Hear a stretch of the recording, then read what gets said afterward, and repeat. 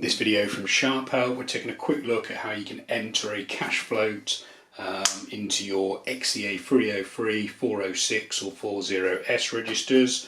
So with the key in the reg mode, you've got an RA button here which stands for received on account, and all you do is you type in the full value of the float and then press that RA button. So to enter a £50 cash float, 5000 RA.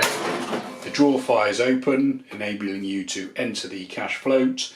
The RA amount appears on the display, and you also get a printout confirming what you've done if you've got the receipt switched on.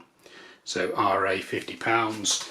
You can also check on the X and Z reports, so the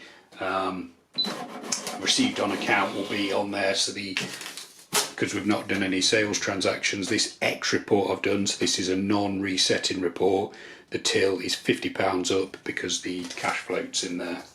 Okay, hope that video has been helpful. We've got plenty more videos showing you how to get the best out of the XEA303 and other Sharp cash registers. Some of those videos will be appearing on screen now, so you're welcome to check those out. You can also subscribe to this YouTube channel or visit sharphelp.co.uk for more. Thanks for watching.